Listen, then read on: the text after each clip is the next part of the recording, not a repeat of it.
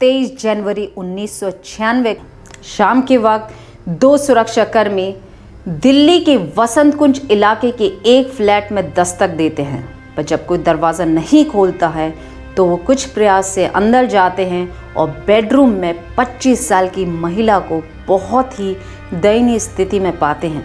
वो police station phone लगाते हैं, पुलिस आती है, इन्वेस्टिगेशन होती है, कोर्ट ट्रायल होता है और जनता की अदालत में पुलिस और जज दोनों ही कटघरे में खड़े होते हैं। नमस्कार, मैं हूं श्रद्धा राय और आप देख रहे हैं द चाणक्य पे एक सच्ची घटना पे आधारित प्रियदर्शनी मट्टू की कहानी।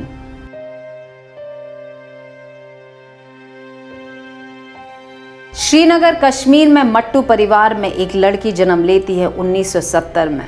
प्रियदर्शनी काफ़ी सुंदर और पढ़ाई में होशियार। वो अपनी पूरी स्कूलिंग करके उनका पूरा परिवार जम्मू शिफ्ट हो जाता है। प्रियदर्शनी अपनी ग्रेजुएशन जम्मू से करती हैं और फिर बाद में लॉ की पढ़ाई करने के लिए वो दिल्ली शिफ्ट हो जाती हैं और दिल्ली यूनिवर्सिटी में वो एडमिशन ले लेती हैं। कॉलेज के दौरान उनका सामना अपने ही सीनियर संतोष सिंह से होता है, जो कि एक आईपीएस ऑफिसर का बेटा है। संतोष को प्रियदर्शनी से प्यार हो जाता है। संतोष प्रियदर्शनी को प्रपोज करता है और प्रियदर्शनी क्योंकि अपनी पढ़ाई को लेकर काफ़ी सीरियस थी, इसलिए उसका प्रपोजल को मना कर देती है। संतोष लगातार उसे प्रपोज करता है और प्रियदर्शनी लगातार संतोष को रिजेक्ट करती रहती है। पर हद तो तब हो जाती है कि जब दिसंबर 1994 में संतोष कॉलेज से पास आउट हो जाता है, उसके बावजूद भी वो लगातार प्रिया के पीछे पड़ा रहता है। प्रियदर्शनी अपने माँ बाप को ये बात बताती है, पर परेशानी इतनी ज़्यादा बढ़ जाती है कि 25 फरवरी 1995 को वो पुलिस स्टेशन में जाके संतोष के खिलाफ कंप्लेंट कर देती है। पर जब पुलिस को ये पता चलता है कि संतोष एक आईपीएस ऑफिसर का बेटा है तो उसे एक पर्सनल अंडरटेकिंग देके छोड़ दिया जाता है। अब संतोष का प्यार बदतमीजी की तरफ बढ़ने लगा था, तो लगभग 5.5 महीने के बाद प्रियदर्शनी 16 अगस्त 1995 के दिन फिर से पुलिस स्टेशन जाके उसके खिलाफ कंप्लेंट करवाती है। पुलिस फिर उसे एक पर्सनल अंडरटेकिंग देके छोड़ देते हैं, लेकिन इस समय प्रिया को पुलिस प्रोटेक्शन दी जाती है। 27 अक्टूबर 1995 प्रियदर्शनी कॉलेज में अपने डीन से संतोष की कंप्लेंट करती है।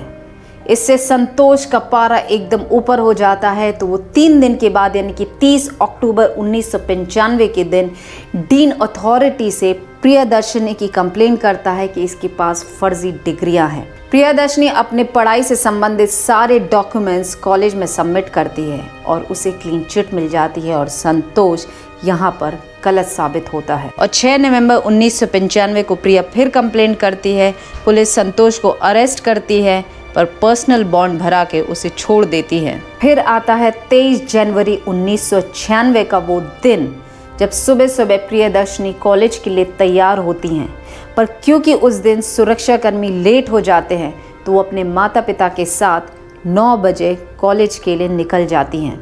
प्रियदर्शनी अपने कॉलेज चली जाती हैं और उनके माता पिता किसी काम की वजह से कहीं और निकल जाते हैं। लगभग 10:15 के आसपास पुलिसकर्मी कॉलेज के पास पहुंच जाते हैं और वो वहां पे संतोष को कॉलेज के बाहर देखते हैं। प्रिया के लेक्चर्स ख़त्म होते हैं और लगभग 2:30 बजे के आसपास वो पुलिसकर्मी के साथ अपने घर पहुंच जाती हैं। उसके बाद वो पुलिसकर्मी से कहती हैं कि वो 5:30 बजे आएँ। पुलिसकर्मी वहां से चले जाते हैं। नौकर भी किसी काम से घर से बाहर चला जाता है। प्रियदर्शनी के जो पड़ोसी थे कुक्कू स्वामी, उस समय एक नौजवान को हाथ में हेलमेट लिए हुए प्रियदर्शनी के घर के अंदर जाते हुए देखते हैं। शाम के 5:40 पे पुलिसकर्मी घर वापस आते हैं। डोर बेल बजाते हैं पर कोई दरवाज़ा नहीं खोलता है, तो वो कुछ प्रयास से अंदर घुसते हैं और बेडरूम में वो प्रियदर्शनी के शव को पाते हैं। इमीडिएटली पुलिस स्टेशन कॉल लगाते हैं, पुलिस आती है, इन्वेस्टिगेशन होती है और इन्वेस्टिगेशन के दौरान ये सामने आता है कि प्रियदर्शनी के साथ पहले रेप किया गया, उसके बाद उसे 14 बार मारा गया और बाद में उसको तार से गला घोट के उसकी जान ले ली गई।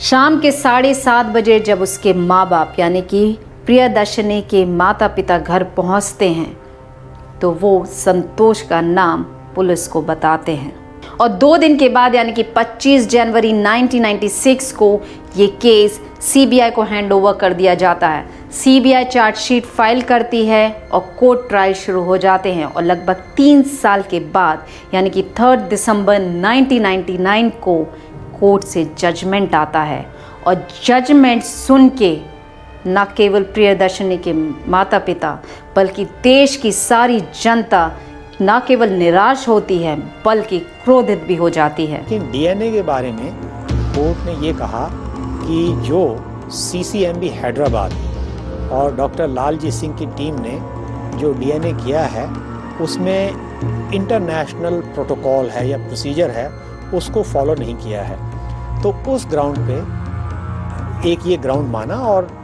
बेनिफिट ऑफ डाउट दे दिया।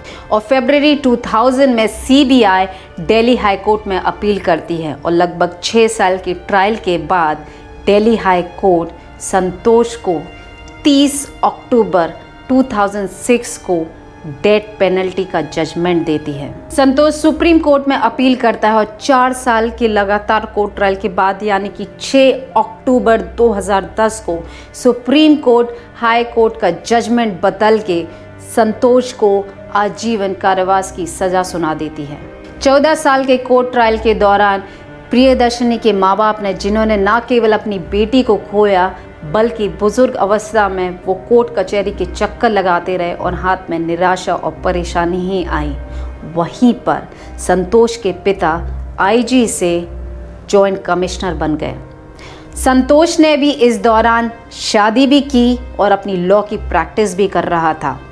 आज संतोष जेल में है पर समय समय पे वे पेरोल पे बाहर आता रहता है।